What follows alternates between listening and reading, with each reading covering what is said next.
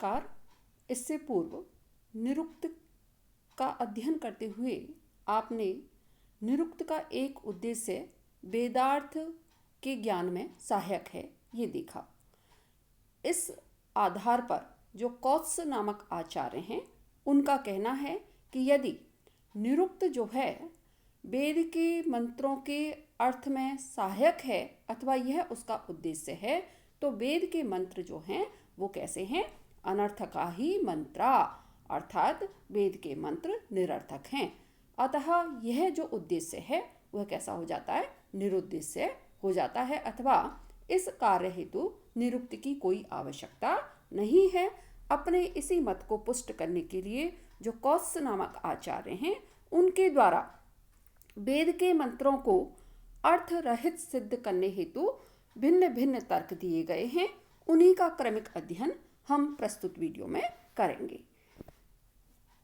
पहला तर्क दे रहे हैं, कह रहे हैं कि यदि मंत्र अर्थ प्रत्यय यदि मंत्रों के ज्ञान या अर्थ ज्ञान के लिए निरुक्त है तो अनर्थक भवति इति कौसा, तो वह अनर्थक है।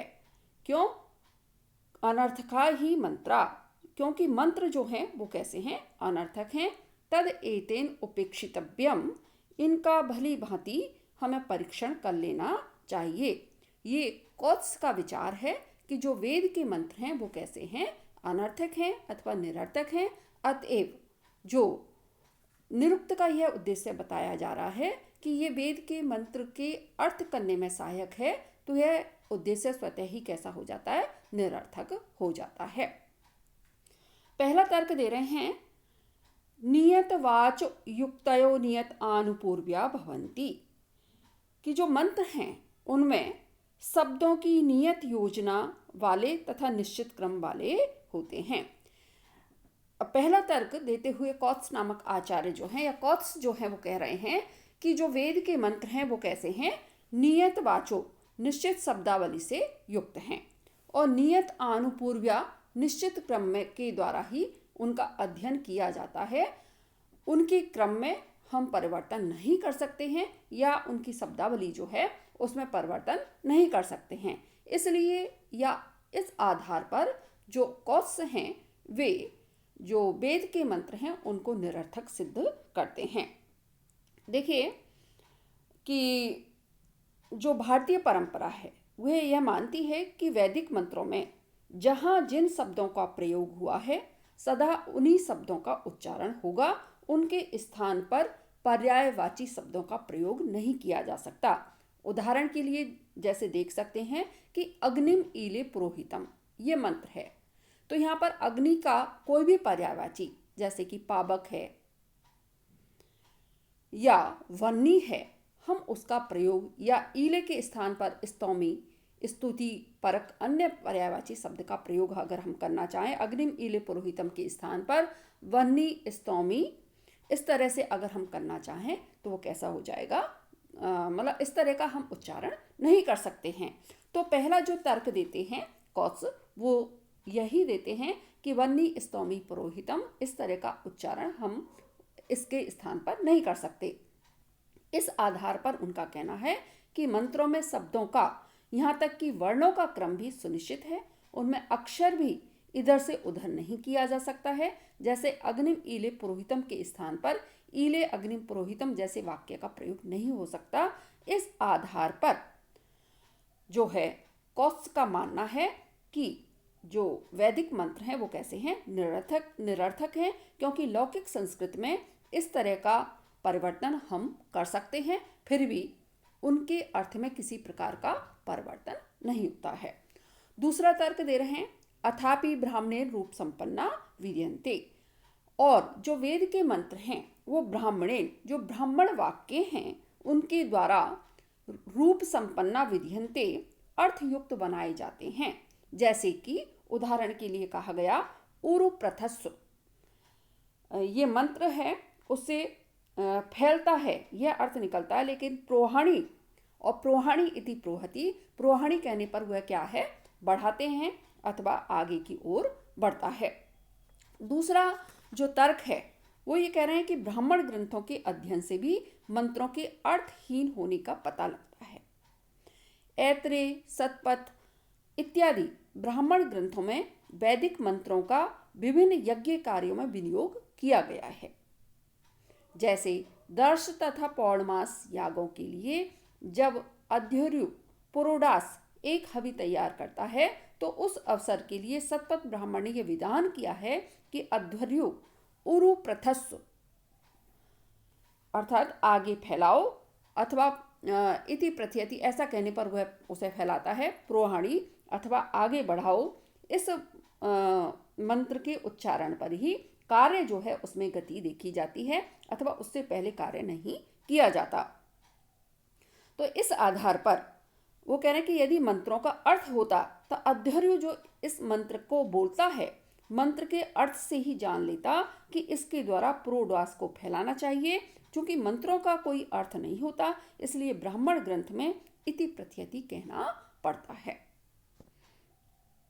आगे तीसरा तर्क देखेंगे।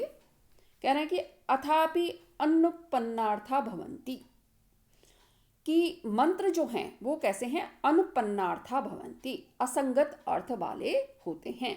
जैसे कि औषधे त्रायस्व एनम, हे औषधि इसकी या हे औषधे यानी कुश जो है अथवा जो कुल्हाड़ी है कि तुम इस वृक्ष की रक्षा करो। स्वैधितम मैनम हिंसी, हे कुल्हाड़ी तुम इस वृक्ष की हिंसा मत करो। इन मंत्रांशों का प्रयोग जो है यजमान जो है किस समय कर रहा है, वृक्ष को काटते हुए कर रहा है। जो कौत्स हैं वे तीसरा अपना तर्क प्रस्तुत कर रहे हैं कि वेद के मंत्र निरर्थक किस तरह से हैं। तो कह रहे हैं कि वेद के मंत्र जो हैं वो कैसे हैं, असंगत दिखाई पड़ते हैं। वे कह रहे हैं कि जैसे जब यजमान या कोई भी यूप के लिए अथवा जो यूप प्रयुक्त किए जाते हैं यज्ञों में, उनके लिए वृक्ष काटने से पहले कुल्हाड़ी जो है उसको मारने के स्थान पर कुश नामक तृण रखकर कहते हैं औषधे त्राय सेहनम, हे औषधे अर्थात तृण तुम इस वृक्ष की रक्षा करो। इस मंत्र को बोलता है तथा उसके साथ ही स्वैधितम मैनम हिंसी, इस मंत्रांश को भी बोलता है कि हे कुल्हाड़ी तुम इसको मत काटो। तो इस आधार पर वो कहते हैं कि यदि संहिताओं तथा ब्राह्मण ग्रंथों के विनियोग सत्य हैं तो यह मानना होगा कि मंत्रों के अर्थों पर ध्यान देने की आवश्यकता नहीं है, या दूसरे शब्दों में जो वेद के मंत्र हैं वो क्या हैं, निरर्थक हैं। क्योंकि एक तरफ तो यजमान क्या कर रहा है, काटने जा रहा है, और दूसरी तरफ जिन मंत्रों का उच्चारण कर रहा है वे रक्षा और अहिंसा न काटने की बात कह रहे हैं। इन दोनों बातों की संगति तब तक नहीं लग सकती जब तक मंत्रों को अर्थहीन न माना जाए। इसलिए इस आधार पर जो है ये जो है क्या कहते हैं कि यास्क जो है वो कौस जो है उनका कहना है कि जो वेद के मंत्र हैं वो कैसे हैं, निरर्थक हैं। आगे चौथा तर्क प्रस्तुत कर रहे हैं कि अथापि विप्रतिसिद्धार्था भवन्ति, मंत्र जो हैं वो कैसे हैं, विप्रतिसिद्धार्था भवन्ति, विरोधी अर्थ वाले होते हैं।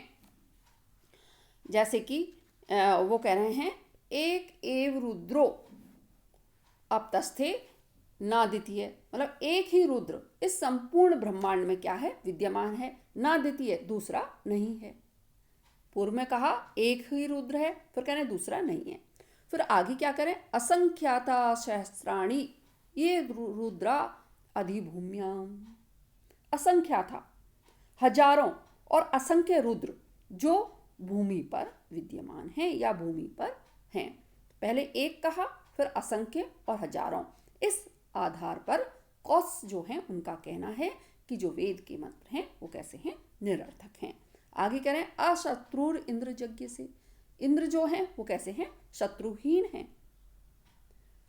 वो क्या कर रहे हैं, यज्ञ से मतलब जो इंद्र हैं वो शत्रु रहित उत्पन्न हुए हैं। फिर क्या आगे क्या करें, शत सेना अजयत साकम इंद्रहा इति, सैकड़ों सेनाएं इंद्र ने एक साथ जीत ली। यदि उनका कोई शत्रु ही नहीं है तो उन्होंने कैसे जीत ली, क्योंकि हम शत्रु पर ही विजय प्राप्त करते हैं। तो इस आधार पर भी उनका कहना है कि जो वेद के मंत्र हैं निरर्थक हैं।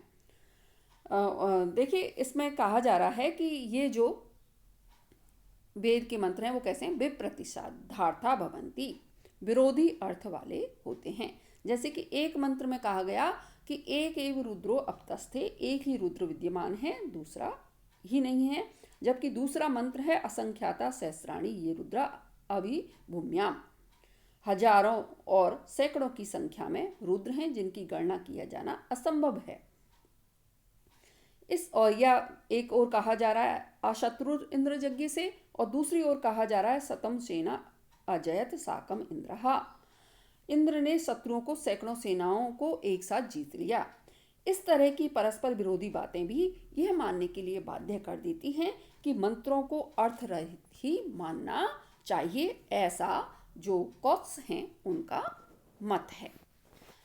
आगे पांचवा तर्क दे रहे हैं, अथापि जानंतम संप्रेष्यति, कि जो वेद के मंत्र हैं उनमें मंत्र जो है जानने वाले को क्या करता है, संप्रेष्यति, विधि बताता है, उपाय बताता है, या उसको भी कहता है कि यह कार्य करे। जैसे कि अग्नये समिध्यमानाय अनुब्रूहि, कि अग्नि को प्रदीप्त हो जाने पर जो अनुब्रूहि अनुवाक्य हैं या अनुवाद वाक्य हैं उनका पाठ करो। यानी जब अग्नि को प्रज्वलित ही किया जाना है, ये वाली बात हो गई, लेकिन वो कार्य कब होता, जब हम अनुवाक्य का प्रयोग करते हैं। इस आधार पर भी जो जानते हुए भी जो कार्य हैं उनके लिए भी कथन किया जाता है। इस आधार पर भी ये जो कौत्स हैं उनका मानना है कि वेद के मंत्र कैसे हैं, निरर्थक हैं। ये कह रहे हैं कि जैसे अध्वर्यु यज्ञ कुंड में आग जला रहा है, आग जल जाने के बाद वह होता को संप्रेष्य अथवा आदेशित करता है कि अब आग जल गई है। अब वो तो दिखाई पड़ रही है कि आग जल गई है, इसलिए अग्नि के लिए तुम क्या कीजिए, पाठ करो।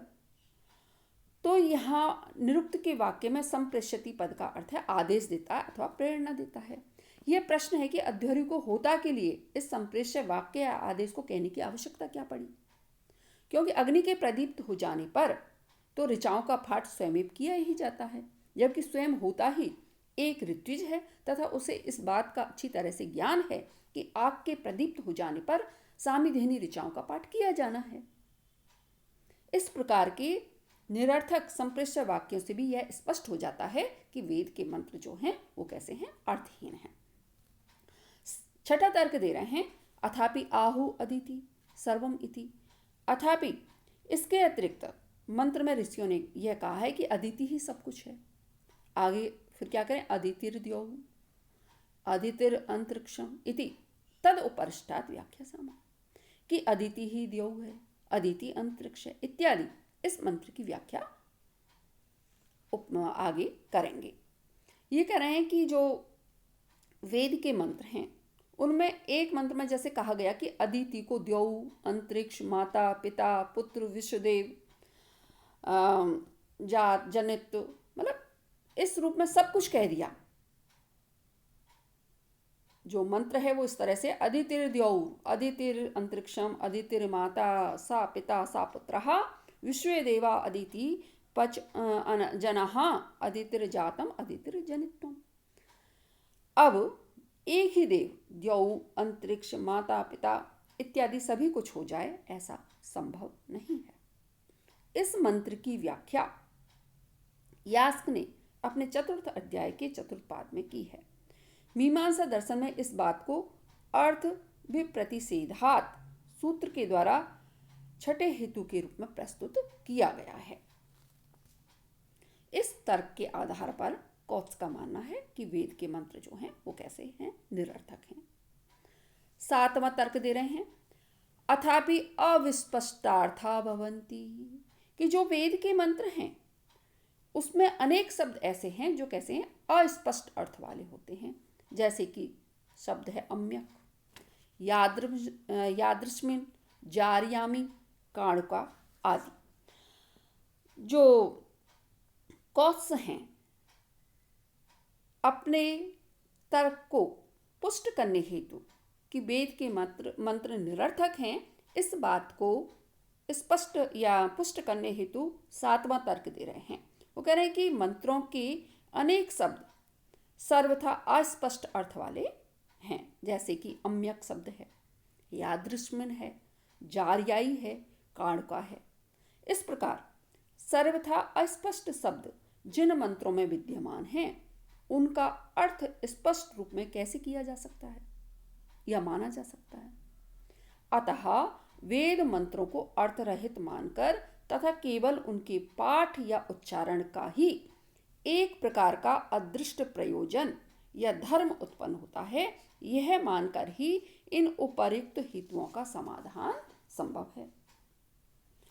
मीमांसा में इस हेतु को अविज्ञात इस सूत्र के द्वारा प्रस्तुत किया गया है तथा अविज्ञेय एवं अस्पष्टार्थक मंत्रों के उदाहरण के रूप में सिन्वेन जवरी तुफरी इस मंत्र को उद्धृत किया गया है। इस प्रकार से जो कौत्स हैं उनके हेतुओं के साथ साथ तुलना के लिए मीमांसा दर्शन में पूर्व पक्ष के रूप में प्रस्तुत हेतुओं को भी उद्धृत किया गया है। जो कौत्स हैं उनका मानना है कि जो वेद के मंत्र हैं वो इन आधारों पर कैसे हैं, निरर्थक हैं, उनका कोई अर्थ नहीं है। इसलिए जो ये कहा गया कि निरुक्त वेद शास्त्र के अर्थ जानने में या वेद के मंत्रों के अर्थ जानने में हमारी सहायता करता है अथवा यह एक उनका उद्देश्य है, तो यह कहना कैसा होगा, निरर्थक हो जाएगा। और जो वेद का निरुक्त शास्त्र का ये जो उद्देश्य है यह भी कैसा हो जाता है, असंगत हो जाता है। इस वीडियो में इतना ही। आगे के वीडियो में मंत्र सार्थक हैं इस मत का प्रतिपादन किया जाएगा। जो कौत्स ने तर्क दिए हैं उन तर्कों को अपने तर्कों के माध्यम से काटते हुए यास्क जो हैं उन्होंने कहा है कि वेद के मंत्र जो हैं वो कैसे हैं, सार्थक हैं, निरर्थक नहीं हैं। अतः जो निरुक्त शास्त्र है उसका ये उद्देश्य है कि वेद के अर्थ जो हैं या वेद के मंत्र जो हैं उनके अर्थ जानने में हमारा निरुक्त जो है मार्गदर्शन करता है। यह बिल्कुल सही है। अगर वीडियो आपको पसंद आता है तो बच्चों लाइक कीजिए, कमेंट कीजिए। धन्यवाद।